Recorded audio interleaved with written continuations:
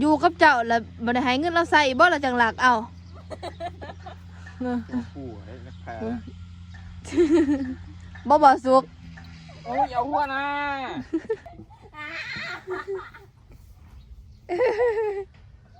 นะ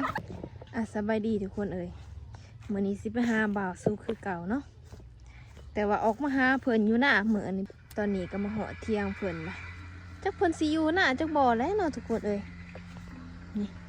แต่ว่าเห็นนั่งใส่มื้อนึงเพิ่นนั่งนะพวกเพิ่นเฮ็ดซัง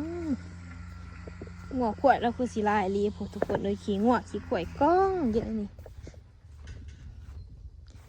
สบายดีนังไสผัวเจ้าไปไสล่ะไปทางใดแล้วไปเสื้อเป็ดบอลลูไปใส่แผงยาก็สะเพะผัวเจ้าเอามาเบิ่งว่าบ่อ๋อเบิ้งหัวออกมาหาเสื้อเป็ดเลยเอามาเบิ่งงัวมาสุกอีไสเด้ก็เอามาแต่ไส โอ้ยมาตะฮาริน มาตาลินเอาซะแล้วนางแพะ โอ้ยน้ำแพ้ดู นางแพะไอ้ผู้ห่วยแม่นอยู่บ่นี่ ไหนต้องอะไรหนา เสือก็บ่ได้ใส่นุ่งแพะบาดนี้พากันเฮ็ดอีสาง โอ้ยเคยในใครกระเป็ดกับไฟทานอะไร อ้าวขี้ข้านพากันออกมายังซะ ผมว่ามึงเป็ดมึงไก่นะ ว่ามึงเป็ดมึงไก่มึงว่ามึงกล้วย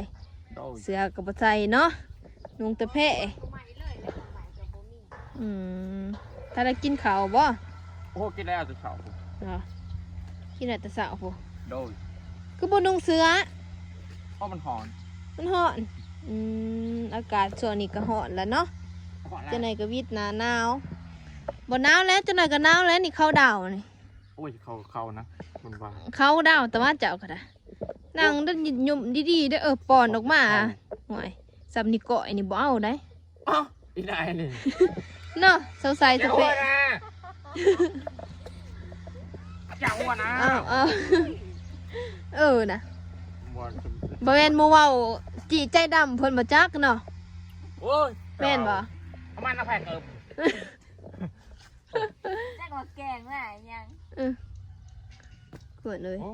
เบิ่งออกมาผู้สาวกันยังคุมมาสองแล้วความ บ่แล้วหล่อแล้วเซ็กซี่บ่เบิ่งเพิ่น ผู้สาวคุมสอง เขาเฮ็ดอิหยังเด้เนาะทางนั้นดังอื่นๆอยู่ โอ้ยใครดินบอกโอ้อีนายนี่ หมู่เว้าของเพิ่นน้อยเพิ่นหาย ร้อนน้ำมันกันไข่ฉัน ไม่ได้นี่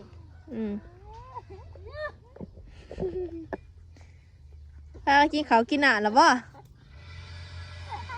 แม่งอีใจอีก โอ้ยแล้วเซ็กซี่ได้บ่สุก แม่นะครับเจ้าเป็ด เฮ็ดได้สิขาเป็นค่อยกินบ่ ไปกินเขาตะเพด โอ้ย แถบพาจับเป็ดปะ สิได้กินตบเป็ดนะบ่สุกแล้วนี่ เจ้าเขาจับเป็ดเจ้าได้เด้อเมื่อ โอ้เป็ดนักแพ้นะ แผลเราก็บ้านเลี้ยงงูหลายเป็ดมือ จักโตเป็ดลายอยู่บ่ เป็ดเรา3โตนะ เป็ดบางไงนี่จะ ขากินแล้วแหละซะ เป็ดเอ็มบางไงเนี่ยมันจะเก่ามากินแล้วกินตอนใหญ่โอ้ ตอนน้อยมันเสียคือตอนใหญ่เนาะ มันกินบ่อิ่มเนาะตอนน้อยเนาะตอนใหญ่ๆไข่แน่ เป็ดหมูนี่นะก็จะเอาเป็ดเอ็มบางไงเอา บ่สุกนี่ใส่เวียกใส่งานเมียหลายแล้วมึงเมียหน้าแลหน้าดำอยู่ โอ้ยใส่ยังเดย์ประเทศยัง บ่หรือว่าใส่เมียหลายออกมาหาเขียนงัวเขียนคู่ไอ้ตากแดดตากหน้าไอ้มึงหน้าแลหน้าดำเบิดล่ะ เป็นด บ่ฮักเมียบ่ ำโอ้ยเป็นดำสำนัก เบิ่งดาวสื่อพอดมาใส่บุให้คอยก็ซะแพ้ใส่ บ่ว่าสุกไอ้เรามีเงินเนาะ นี่ให้เงินเขา บ่หาว่าเมียรักเงินมื้อน่ะเห็นแล้วบ่เอาได้คืนแล้วบ่ ไปสิหาย บ่ ไว้จักกระเฮ็ดหมดจักลายนะมันโอ้ย ไว้ใส่ก็เห็นเบิดเนาะหัวขุนเลยผู้ใดล่ะลากหูโตบ่ล่ะ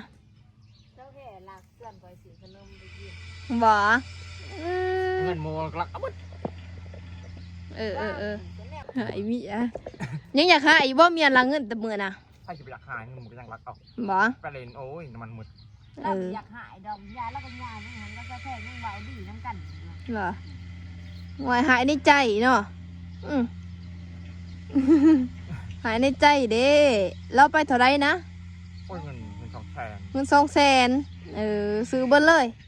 บ่สู้กว่าสิเป็นเหรียญคักๆทุกคนเอ้ย ยังก็เอาไว้อีกแล้ว บ่คือเราอีก เราว่าเงินไปหาเลาะขายสบู่เราอะ เมียรักจนเบิด เอ้า เออ จักหล่า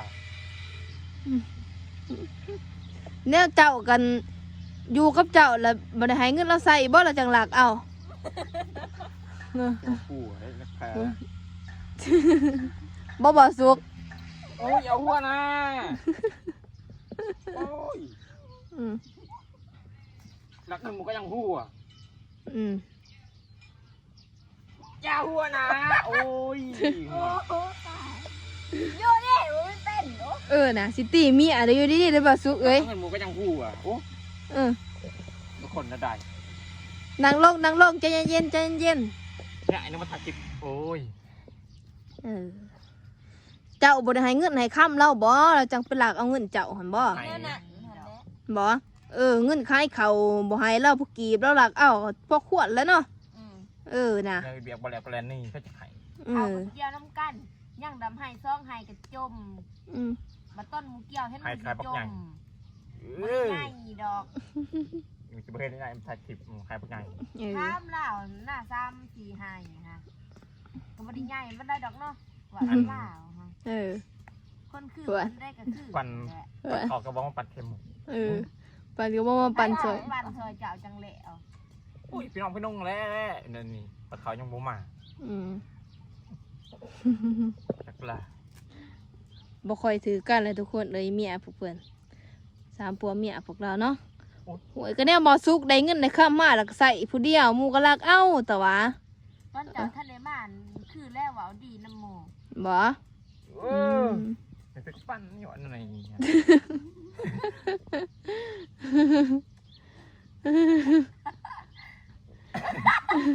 นักแพ้แล้ว ข้าสารน่ะเต้เทิงอยู่บ่นะบ่สุกเอ้ย วันนั้นวันเปล่าเมื่อเอง เมื่อบ่ล่ะ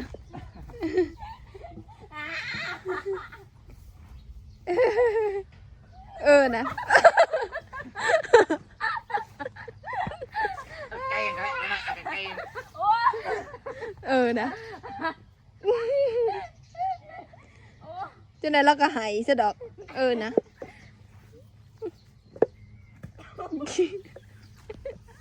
อะไรเก็บเยอะ